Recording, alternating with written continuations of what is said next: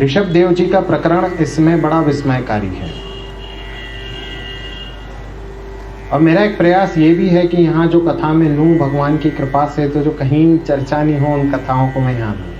अब ऋषभ देव जी का प्रसंग आप देखिए कि भगवान ने जो है अवतार लिया, अवतार ग्रहण किया भगवान ने प्रियव्रत के वंश में, और आगे चल करके जो है ऋषभ देव जी प्रकट हुए।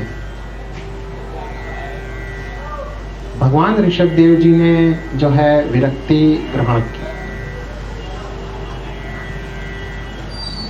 अब विरक्ति आपने जब ग्रहण की तब आप किसी पदार्थ में जो है वो ब्रह्म का अभाव नहीं पाते थे, अर्थात सब पदार्थ में ब्रह्म का दर्शन।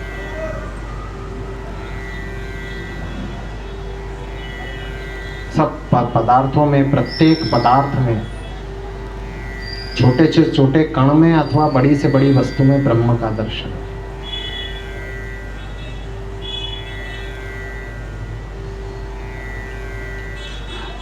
राजा हुए, राज्य कार्य किया, 100 पुत्र प्रकट किए। ज्येष्ठ पुत्र हुए राजर्षि भरत। ऐसा नहीं है कि संन्यास लेकर के आरंभ में ही निकल लिए, ये नहीं किया भगवान ने। भगवान ने ये किया कि जो आश्रम धर्म है वो प्रकट किया, कि पहले राज्य कार्य किया और कितना सुचारू राज्य कार्य किया। जहाँ पृथु के राज्य में जो स्टैंडर्ड्स उन्होंने, जो मानक उन्होंने स्थापित किए थे, वो मानक आज भी हमारे लिए सर्वथा अनुकरणीय है, किसी भी राजा के लिए अनुकरणीय है। पृथु ने जो स्टैंडर्ड्स किए थे, यहाँ पे समानता के साथ में शासन कैसे करना और जनता को किस प्रकार से जो है भगवत प्राप्ति करानी, ये कार्य ऋषभदेव अवतार में भगवान ने आगे बढ़ाया। जन सामान्य की बुद्धि देखिए एक तरह की नहीं होती किसी की। आप सबकी बुद्धि देखेंगे, सबकी भिन्न भिन्न चलेगी। मुंडे मुंडे मतेर भिन्ना, तुंडे तुंडे सरस्वती। बिल्कुल भिन्न भिन्न मति सबकी चलती है। एक घर में भाई बहन भी हो तो एक सरी की मति नहीं रहती है, किसी की अलग चलती है, किसी की अलग चलती है। मुंडे मुंडे मतेर भिन्ना, तुंडे तुंडे सरस्वती। किंतु यहाँ देखिएगा आप भगवान की कृपा से कि भिन्न भिन्न मति वाले मनुष्यों की भी मति किस प्रकार से भगवान में सुस्थिर हो, ये कार्य ऋषभदेव जी महाराज ने किया। आश्रम धर्म की इतनी सुंदर उन्होंने व्यवस्था की और स्वयं चरितार्थ करके बताया। भगवान जब स्वरूप धारण करते हैं ना तो स्वयं चरितार्थ करके भी बताते हैं, अर्थात हम लोगों के लिए फिर वो अनुकरणीय बन जाता है प्रसंग। कलयुग में भगवान के कौन से स्वरूप का प्रसंग अनुकरणीय है?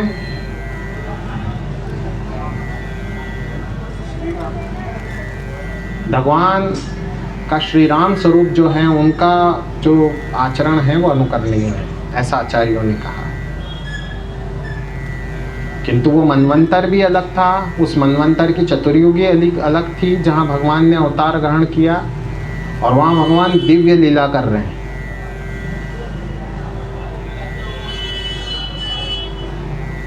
अब जब संन्यास आश्रम हुआ तो आप इतने विरक्त हुए कि विरक्त शिखामणि आप बन गए।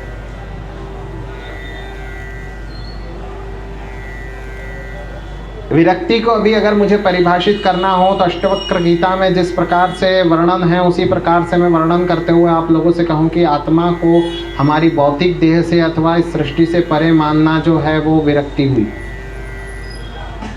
किंतु उससे भी पृथक प्रत्येक पदार्थ में, प्रत्येक पदार्थ के कण कण में भगवत दर्शन करना, ये उससे भी पृथक, उससे भी विलग और बड़ा कठिन कार्य है। और भगवान ने ये सिद्ध करके दिखाया। पदार्थ अच्छे भी होते हैं, पदार्थ बुरे भी होते हैं। भगवान ने अन्न इत्यादि त्याग दिया, भगवान ने जल त्याग दिया, भगवान त्याग की प्रतिमूर्ति बन गए। और समय पे मित भोजी भी रहते थे, अर्थात कम भोजन करके भी रहते थे। ऐसा नहीं है भोजन नहीं पाते थे भगवान, प्रसाद भगवान पाते थे किंतु कम पाते थे। और पूरा संपूर्ण अपना जो आश्रम था वो उन्होंने आपने त्याग में जो है समर्पित कर दिया।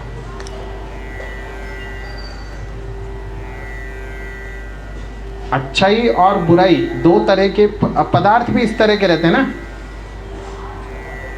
कुछ पदार्थ ऐसे होते हैं जिनमें दुर्गंध आती है, कुछ पदार्थ ऐसे होते हैं जो बड़े सुगंधित होते हैं, किंतु परमात्मा उन सब में सम रहते थे। जहाँ बैठे हैं वहाँ भले ही सुगंध आए या दुर्गंध आए या अनुकूलता हो या प्रतिकूलता, भगवान बैठ गए तो बैठ गए। मति भिन्न भिन्न लोगों की। अब कोई ने कहा देखो राजर्षि यहाँ बैठे हुए हैं, राजर्षि आप तो थोड़े से ढंग का भी स्थान है वन में, वहाँ बैठ जाओ। क्या वहाँ भी ब्रह्म है, यहाँ भी ब्रह्म है।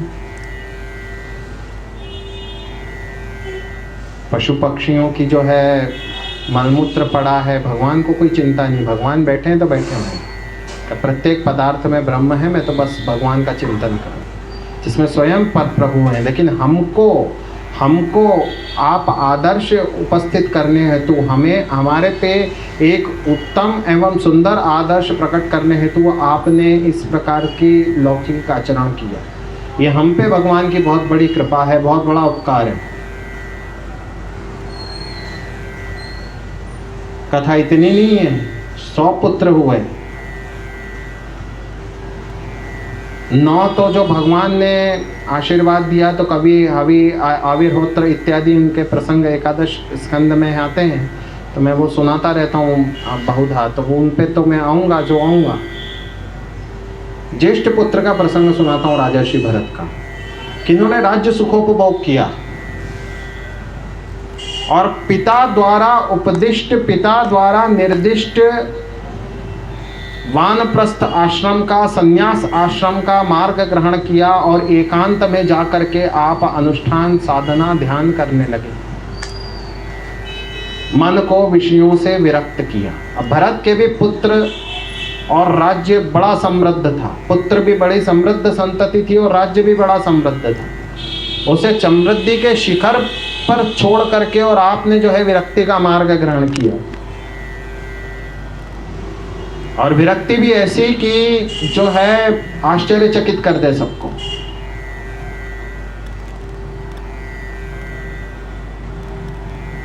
तभी कहीं से मृग का एक छौना उनके आश्रम में प्राप्त हुआ। तरह तरह की कथाएं हैं इस विषय में, लेकिन मैं थोड़ा सा सार संक्षेप में कह रहा हूँ। परम संक्षिप्त स्वरूप अपनी अभी सत्संग का चल रहा है।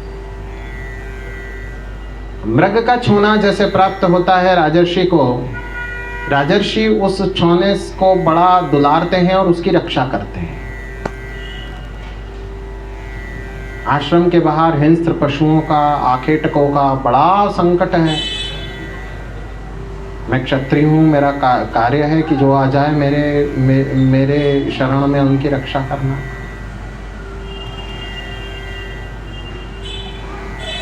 इतना प्रेम बढ़ा, इतना प्रेम बढ़ा, इतना प्रेम बढ़ा कि अजस्त्र निरंतर मृग के छूने का चिंतन, और जब देह सांसारिक छूटा तो मृग के छूने की गति प्राप्त की। कभी कोई पाप किया ही नहीं था, इस पुण्य कर्म से, चूंकि कोई पाप ही नहीं किया था तो इस पुण्य कर्म से पूर्व जन्म की स्मृति बनी रही मृग योनि में। एक और बात बताऊं, अधिकांश को बनी रहती, अधिकांश को बनी रहती। जो पशु पक्षियों की योनि रहती है उसमें अधिकांश को पूर्व जन्मों की स्मृति बनी रहती। तब प्रार्थना करते हैं कि नाथ मुझे अब तो क्षमा करो, अब तो क्षमा करो, अब तो क्षमा करो। नाथ मोहे अब की बेर उबारो, मोहे अब की बेर उबारो, मोहे अब की बेर उबारो। तुम नाथन के नाथ स्वामी, दाता नाम तिहारो। है ना, आनंद दीजिए आपको। अब इतना सुना आपने, पहले भी सुना है, अनेकों बार सुना होगा और भविष्य में भी सुनोगे, और मैं स्वयं इसकी भावपूर्ण कथा प्रकट करूंगा। किंतु अभी बस यहाँ ठिठकते हैं। ऐसा क्यों हुआ?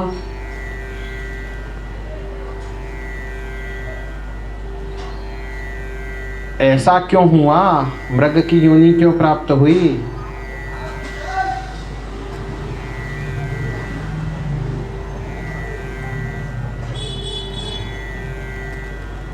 Please have some intellect, some brilliance. Do answer quickly and immediately. जो पिता ने शिक्षा दी थी, जो पिता ने आदर्श प्रस्तुत किया था, उस पर चलने का प्रयास तो किया, किंतु पूर्ण तो भावेन सफल नहीं हो सके, चल न सके उस मार्ग पे जो भगवान ऋषभदेव जी ने प्रकट किया था। भगवान ऋषभदेव जी ने प्रत्येक पदार्थ से विरक्ति धारण करके प्रत्येक पदार्थ में ब्रह्म के दर्शन का मार्ग संसार को, सृष्टि को, सबको बता दिया था कि सृष्टि मात्र मेरी पुत्र है। ऐसा नहीं कि 100 मेरे बेटे हैं तो 100 को ही बताऊंगा मैं, और उसको प्रदर्शित करके बताया। उन्होंने स्वयं का एग्जाम्पल सेट किया।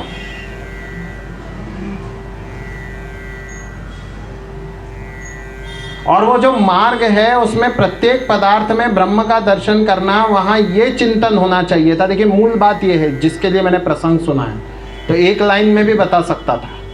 मूल विषय ये है, सोच ये होनी चाहिए थी कि इस छौने में भी ब्रह्म है और बाहर जिनको मैं संकट समझ रहा हूं वो संकट में भी ब्रह्म है। और वो जो एक्टिविटी कर रहे हैं, अर्थात ये भाग रहा है, ये निरीह है, अर्थात ये लोग निरीह को हम दलित भी कह लें, जो दबाया गया हो वो दलित है। ये तो दलित है और ये दबंग है, ये जो पीड़ा देने वाले आ रहे हैं, पीड़क, उत्पीड़क जो भी हो, आकेटक हो, शेर और आदि हिंस्र जीव हो, सारे जो मूर्ख को खा जाने के लिए आ रहे हैं, तो ये सब शक्तिशाली है और ये निरीह है। तो शक्तिशाली भी ब्रह्म है और निरीह भी ब्रह्म है। ये बता गए थे उनके पिता, और बता नहीं गए थे, जचा गए थे करके। देखो मैं समझाने के लिए इतनी सारी बातें कहता हूँ और समझ में ही नहीं आए तो क्या अपने प्रयोजन।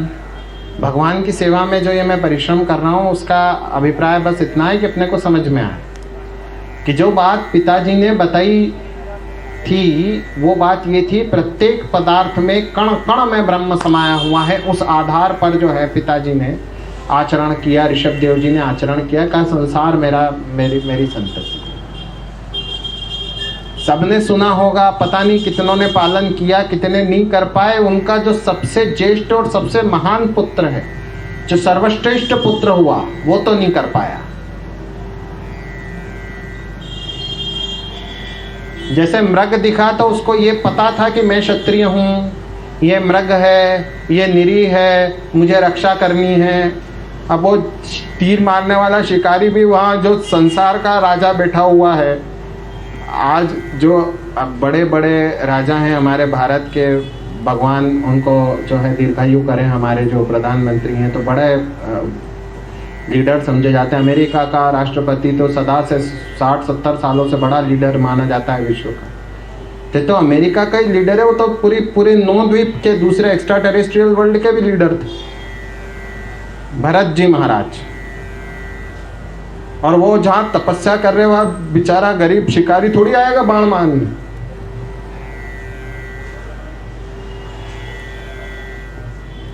भरत जी ने उसको आश्रय दिया तो भरत जी को ये पता था कि मैं आश्रय दे रहा हूँ, ये डरा हुआ है, ये कमज़ोर है, ये शक्तिहीन है, ये पीड़ित है। ध्यान दे के सुनना। और वो शक्तिशाली है, वो सामर्थ्यवान है, वो झट से जैसे ही उसका बस चलेगा वो इसका वध कर देगा। ऐसा सोचा ना उन्होंने। पिताजी ने क्या बताया था? पिताजी ने, जो हम सबके पिता हैं, उन्होंने ये बताया था कि कण कण में ब्रह्म समाया हुआ है, कण कण में ब्रह्म की दर्शन करना, इसके जीवन और इसका नहीं जीवन दोनों ब्रह्म के अधीन हैं। इसमें भी ब्रह्म है, उस आकेटक में भी ब्रह्म है, उसके बाण में भी ब्रह्म है, अथवा उस शेर में भी ब्रह्म है। उसको जो मति दी जा रही है वो ब्रह्म की ओर से दी जा रही है। उसकी गतिविधियाँ ब्रह्म के द्वारा प्रेरित है, उसकी कार्यवाही ब्रह्म के द्वारा प्रेरित है। वो चल रहा है ब्रह्म की इच्छा से, वो उठ रहा है ब्रह्म की इच्छा से। ब्रह्म की इच्छा हो तो उसके यूँ स्किन तक, उसकी जो चर्म है वहाँ तक वो दांत ले जाए और दांतों से काट नहीं सके। ब्रह्म ब्रह्म है, तो सब कुछ ब्रह्माधीन है। मैं ब्रह्म के अधीन सूर्य सारी सृष्टि को देखूं, इस चौने में ब्रह्म को देखूं, मैं कौन ब्रह्म तू कौन ब्रह्म, ये दृष्टि होना चाहिए थी। ये दृष्टि विकसित न हो सकी। मृग की योनि मिली, चिंतन दिया भगवान ने। अब चिंतन में भगवान ने यहाँ हेतु की कृपा कर दी। क्या कृपा करी कि वो पिताजी वाला जो उपदेश है, पिताजी ने उपदेश दिया विधिवत, अर्थात ऋषभ देव जी महाराज ने अपने पुत्रों को एक विधिवत सुविस्तृत उपदेश दिया हुआ है। तो ऐसा आप देखिए क्या होता है कि जो नरेटर्स रहते हैं, ऑरेटर्स रहते हैं, ये इतना उल्टा सीधा नरेशन प्रस्तुत करते हैं ना कि बात का बतंगड़ बन जाता है। डर इससे लगता है क्या पिछले जन्म में की स्मृति बनी हुई थी, इसी कारण अगले जन्म में स्मृति जन्म की नहीं बनी हुई थी कि मैंने मृग में क्या किया क्या नहीं किया।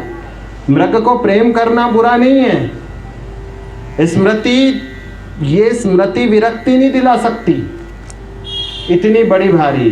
विरक्ति किसने दिलाई? विरक्ति दिलाई अपने पिताजी जो कि स्वयं नारायण का अवतार थे, उनके उपदेश और प्रवचन को जो भगवान ने उसको बिल्कुल उसकी बुद्धि में स्थिर कर दिया। और वो उस समय मृग की योनि में उस समय आत्मसात हुआ, अर्थात सुन लेना समझ लेना वो बात अलग है, और बुद्धि में विचारों में मन में पूरी तरह से उतर जाना, संस्कारों में उतर जाना, ये बात अलग है। समझ में आ रही है कि नहीं आ रही है? ये उस समय उतर गया, और उस समय उतर गया तो फिर तो बात क्या है। इसीलिए तो श्रीमद् भागवत में ये प्रसंग भगवान ने जो है डाला हुआ है, और हम जैसे नौकर बैठ के सुना रहे हैं।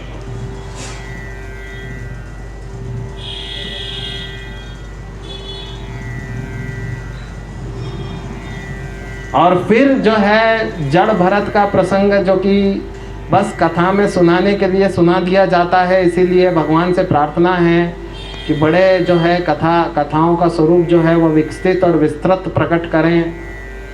हमको भी ऐसी प्रेरणा दे कि हम सेवा कर रहे हैं और करते रहें, और कम से कम जो संसार में हो रहा है कि कथाओं के नाम पे उपाय और उपचार चल रहे हैं कि तुम्हारा ये बुरा हो रहा है तो इसके लिए ये टोटका कर लो, और वो बुरा हो रहा है तो ये टोटका कर लो, और वो टोटका कर लो, और ये हो, तो इन सब से मुक्ति मिले और सनातन को जो है विस्तृत दशा और दिशा प्राप्त हो। क्यों भैया, ठीक है? समझ में आया? बात समझ में आई?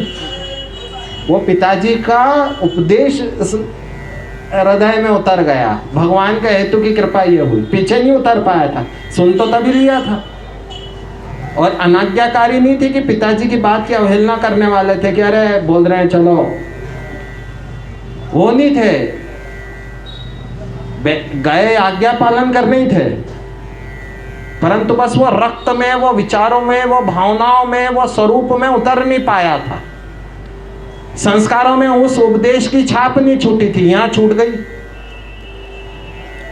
अनासक्त हो गए। और यह अनासक्ति है ना भगवत कृपा से प्राप्त होती है।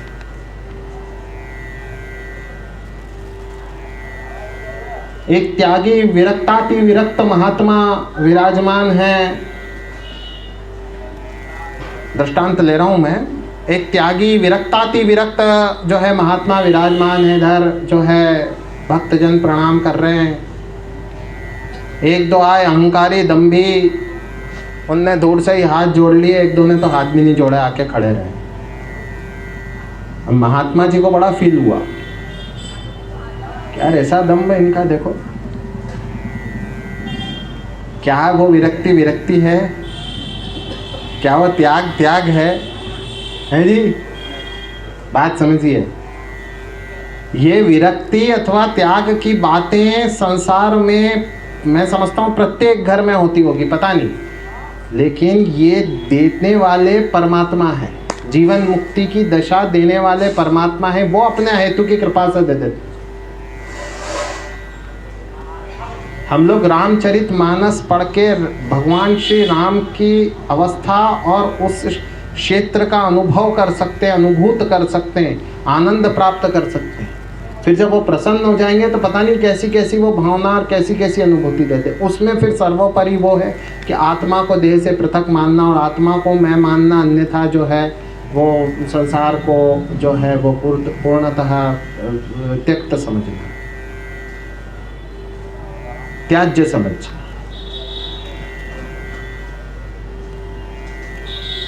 बैटरी है बुद्धि में आपके?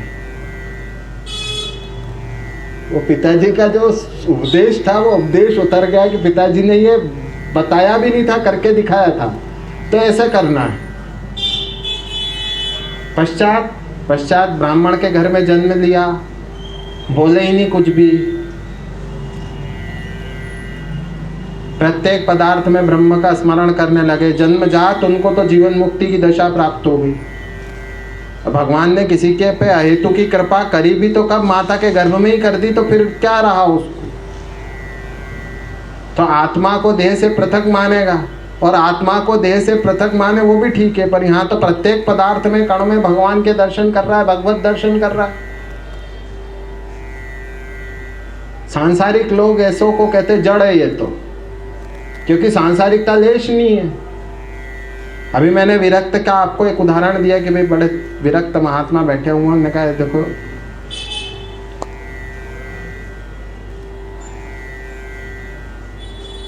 एक और उदाहरण लेता हूं आपको, देखो समझ में आना चाहिए, विषय समझना चाहिए। जड़ क्यों है?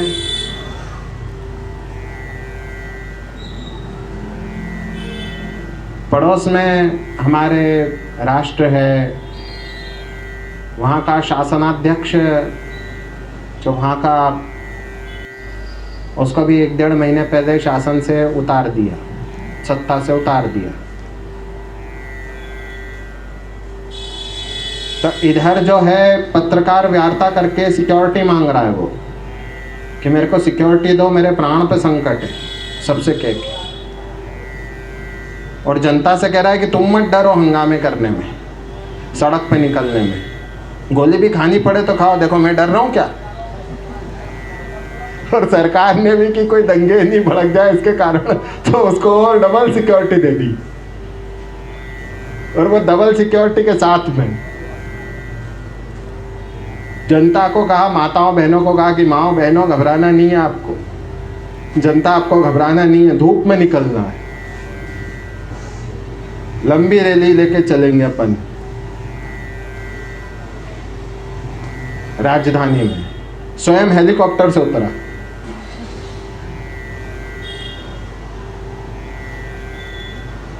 मैं आपको बता रहा हूँ कथनी करनी में अंतर, ये सारी चीजें जो है, ये सारी चीजें भी उसने भी ऐसा झूठा नैरेटिव प्रस्तुत किया हुआ है, लोग बड़े कंफ्यूज्ड होते हैं इन सब लोग को देख के। नैरेटिव क्या है? यहाँ ऋषभ देव जी महाराज ने उनको इतना बता दिया है। अब वो बचपन से, जन्म से वो जो आचरण सीखे हुए उतरे हुए उनमें। पहले जो गजा के बैठे थे वन में, वो तो बस बैठे थे कि चलो जी आहार में मेरे को संयम करना है, पिताजी ने किया था, मेरे को भी संयम करना है। अब इतना भर बहुत तो योगिक क्रियाओं द्वारा भी संभव है, पर ये कहाँ से संभव है कि आप प्रत्येक पदार्थ में ब्रह्म के दर्शन करोगे, और पिता जो कि स्वयं पर ब्रह्म है, उन्होंने जो उपदेश दिया उन उपदेशों का पालन करोगे। वो तो उनकी कृपा द्वारा संभव है ना, उसके लिए भक्ति चाहिए।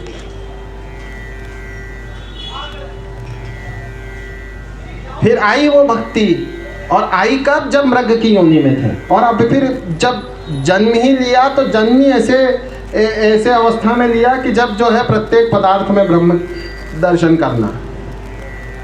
पिताजी क ख ग पढ़ाएं तो थोड़ी ना पढ़ेंगे, वो तो पता नहीं क्या क्या पढ़ चुके, सब सारा विज्ञान उनको जो है मुखाग्र हो गया, सब विज्ञान का सार है वो भगवान ने दे दिया उनको। जब भगवान के वो पुत्र थे, वो स्मृति उनको विस्मृत नहीं हुई है, तो अपन सोच लो किस स्तर के थे वो।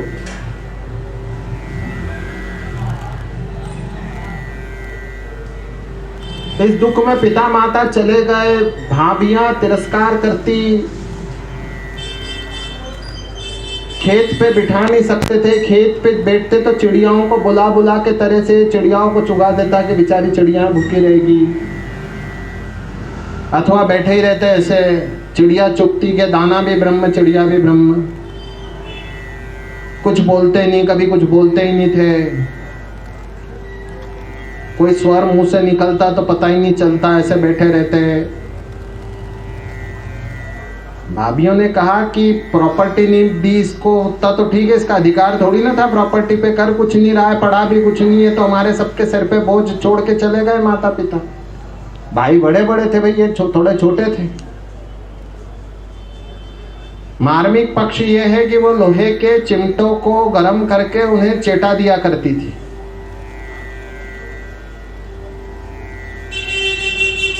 ऐसा निशान हो जाया करता था, वो बैठे रहते थे। आध्यात्मिक पक्ष ये है कि वो जो निशान गरम गरम चेटना चाहिए, वहां पर ओंकार का स्वरूप जो है उमड़ जाता।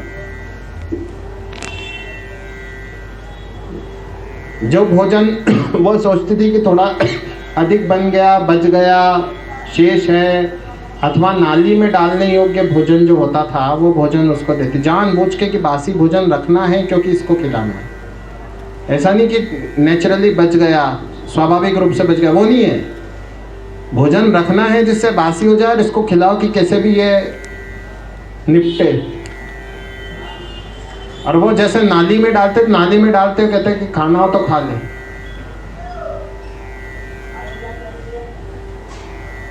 उस नाली से सुगंध आने लगती, माँ अन्नपूर्णा आकर के भोजन करा जाती। ये भी प्रसंग जो है वो आचार्यों ने वर्णन किया है। जो प्रत्येक पदार्थ में ब्रह्म को देख रहा हो, उसकी स्थिति परिस्थिति को कोई क्या कहे।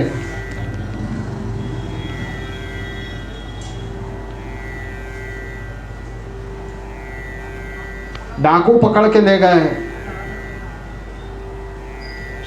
कि इससे रष्टपुष्ट व्यक्ति नहीं मिलेगा, और अमावस्या के दिन इसकी बलि दे देते हैं। नर बलि देना आवश्यक है, क्योंकि इतने उल्टे सीधे काम करते हैं, तो प्रोटेक्शन के लिए वो उल्टी सीधी पूजा भी करते हैं कि जिससे कहीं हमको पुलिस नहीं पकड़ ले जाए और हम कहीं फंदे में नहीं फंस जाएं। तो डाकू पकड़ ले गए पहाड़ पे, माता जी का मंदिर, आप बैठे हुए हैं, अमावस्या के कुछ पहले ले गए, लात ढूसे भी मारे, पुचकारा भी सही, भोजन भी रखा, खाया नहीं, पाया नहीं, पुचकारा भी सही, कैसी कुछ बोल नहीं रहा है ये। फिर पता किया गांव में एक दो गुप्तचरों ने कहे तो कुछ बोलता ही नहीं, क्या मर जाएगा तो कोई हंगामे के, हंगामा ही नहीं होना है, बड़ी प्रसन्नता, आज ही उत्सव मन रहा है वहाँ के, अच्छा है गया, पता नहीं कहाँ चला गया। बस साहब अमावस्या की देर थी, दर्श में, रात्रि में, ये जो जिसका इस टाइप का माइंडसेट होता है ना तांत्रिक, अथवा ये कर दो तो ये हो जाएगा, ये कर दो तो वो हो जाएगा, ऐसे लोगों के लिए दर्श तिथि बड़ी इंपॉर्टेंस। आध्यात्मिक अथवा धार्मिक महत्व से उनको कोई लेना देना नहीं है, दूर दूर तक भी।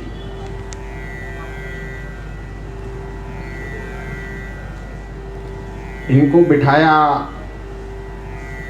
पता नहीं कैसे ये अपने आप उस स्वरूप में आ गए जहाँ माता जी के आगे जो है तलवार उठाई डाकू ने।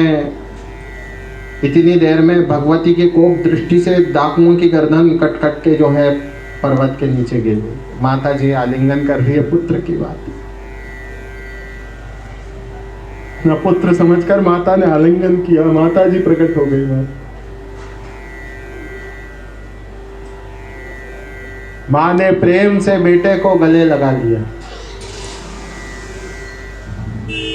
और फिर जब आलिंगन कार पूरा हुआ तो माता ने स्वयं जो है खेत में पहुंचा। भाभीियों ने तो फिर सिर पीट लिया, फिर आ गया था, पता नहीं कहाँ गया था 2 दिन। संसार की मृत्यु होती, इसकी नहीं होती। बड़ा परमात्मा ने जो है हमारी छाती पे इसको पटक करके रखा हुआ है। ऐसी सोच रखने वाली जो है भाभियां, एक बार सिंधु सौवीर का राजा रहुगण, मन में विचार हुआ, अध्यात्म पे प्रवचन सुने। ये जो लोग थोड़े लेवल पार कर जाते हैं वो सोचते हैं हर चीज बेस्ट होनी चाहिए। सिनेमा भी देखने जाएंगे तो सबसे बेस्ट मल्टीप्लेक्स में जाएंगे, वहां सबसे बेस्ट टिकट लेंगे। रेस्टोरेंट में भी जाएंगे तो सबसे बेस्ट रेस्टोरेंट में जाएंगे। कपड़े खरीदने के लिए जब मॉल में चढ़ेंगे तो सबसे बेस्ट दुकान के ऊपर चढ़ेंगे। जहाँ रुपए की चीज 500 रुपए में मिले, 1000 रुपए में मिलती है ना, ऐसी दुकानें होती है ना, तो 1 रुपए की चीज यही 1 रुपए की मिल जाएगी, वहाँ 1000 रुपए में मिल रही, वहाँ उस दुकान पे चढ़ेंगे। और तमाम इसी प्रकार के जो है लक्षण जिनमें परिलक्षित होते हैं ना, इस प्रकृति के लोगों को रहुगण से जोड़ना अथवा एसोसिएट करना, उसके साथ जो है ऐसे लोगों का नाम लेना। तो उन्होंने कहा कपिल सांख्य शास्त्र के जो है प्रवर्तक हैं, उनसे उनके ही पास जाता हूँ, सीख के आता हूँ। ये जाने बिना कि कपिल दर्शन भी देंगे कि नहीं देंगे तेरे को। किसी ने इसको जचा दिया होगा कि वहां मिलेंगे कपिल भगवान, वहां जाके तू तो वही। इस पे भी भगवान की कृपा हो गई और इसने जो है कहार की कमी पड़ी तो किसी ने गांव के अथवा इसके ही किसी भाई बहन ने कहा कि इसको ले जाओ, तो उसको पालकी में जोत लिया। अब ये तो कभी रुक जाए, कभी ठहरे, 3 कहार चल रही है, ठहर गए, कभी ये जोर जोर से चलने लगे, कभी चींटियों को बचाते बचाते चले। रहुगण ने 1-2 बार इसको प्रेम से भी बोला, ऐसा नहीं कि फटकार आई, फिर थोड़े ठीक से बोला, फिर एक बार तो बहुत ही जोर से डांट दिया इसको।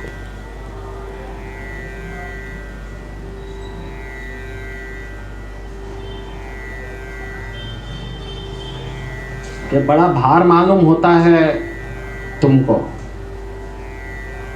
दंड देंगे तो पता पड़ेगा। बस यहीं रहुगण पे भगवान की कृपा हुई और भरत की वाणी से जो है अध्यात्म तत्व निस्सृत होने लगा कि बाहर इस देह को नहीं होता। राजन राजा ने कहा ये कैसी बात कर रहे हो आप। उस पे भी भगवान की कृपा उसी पे हुई थी, इन पे तो पहले से हुई थी। तो फट से समझ गया वो कि इनको तो जो है ब्रह्म ज्ञान हुआ है और कहीं आप कपिल तो नहीं हो साक्षात जो मुझे इतनी गूढ़ बातें बता रहे हो। आप हो कौन? उन्होंने कहा कि तू सिंधु देश का राजा है, मैं अखंड भूमंडल का राजा था।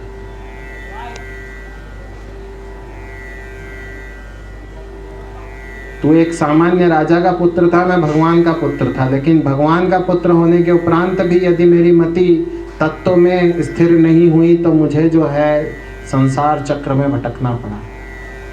और आज तत्व में स्थिर हुई है तो मैं सांसारिकता में लिप्त होना नहीं चाहता। मैं आज उस विरक्ति को जी रहा हूँ जिसके विषय में मेरे पिता ने मुझे बताया था।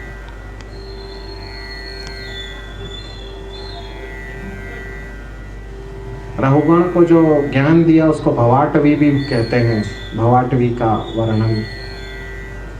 ये सब अध्यात्म तत्व में कि किसी समय जब अध्यात्म तत्व सुनाऊंगा आपको तो प्रश्नोत्तरी पूरी विस्तार से सुनाऊंगा, अभी तो उसका समय नहीं है। अभी ये बताना मैं बहुत उचित समझता था कि मृग योनि में आने के कारण कष्ट जो पशु पक्षियों को भुगतना पड़ता है कि इधर आखेटक भाग रहे हैं तीर लेके और उधर शेर भाग रहे हैं, उस कारण नहीं उनमें जो है उनको जो है भरत की पिछले जन्म में तो मैं राजा भरत था और देखो मुझसे त्रुटि हो गई, नहीं तो भगवत प्राप्ति हो गई थी। ये बहुत ओछी बुद्धि है, ये बहुत ओछी व्याख्या है, बहुत छोटी व्याख्या है, बहुत छोटी बात है। यही बताते ना भैया सब स्थान पे। क्यों मैं गलत कह रहा हूँ? तुमने तो बहुत स्थानों पे सुनी हुई है। बताओ, यही बताते हैं ना कि मृग योनि में जन्म लेने के कारण उनको जो है उनको फिर याद रही पिछले जन्म की बातें, ध्यान रही तो वो जो है घबरा गए। अरे ध्यान नहीं रही, उनको अपने पिता का स्मृति हो गई। उनके पिता स्वयं ब्रह्म थे, वो भगवान थे। उनका जो उपदेश था वो स्मृत हो गया और ये ध्यान आ गया कि हाँ ये इस तरह से उन्होंने जीवन जिया था। तो बस फिर तो क्या था, उनकी स्मृति और उनका ध्यान 1 सेकंड के लिए हो जाए तो उनकी कृपा की वर्षा निश्चित है, सुनिश्चित है। उनके हेतु की कृपा की वर्षा हुई और सब कुछ मंगल हो गया। जड़ भरत का ये आख्यान बहुत प्रमुख है, बहुत अच्छी इसमें ये बात समझने की। हम नॉर्मल नहीं ले जा सकते इस विषय को।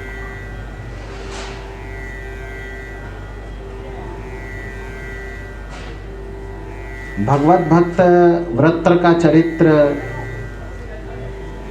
परम भागवत वृत्र का चरित्र और कुछ छोटी मोटी विज्ञान की बातें भगवान की कृपा रही मैं कल कह लूँगा।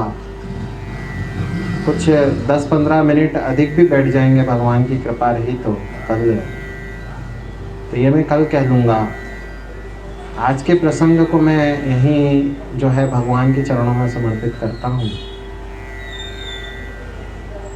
यह प्रकृतैर्ज्ञानपथैर्जनानां यथाशयं देवगतो विभाति यथा निलः पार्थिवमाश्रितो गुणं सैश्वरो मे कुरुतां मनोरथम्। श्रीराम जय राम, जय जय राम। श्री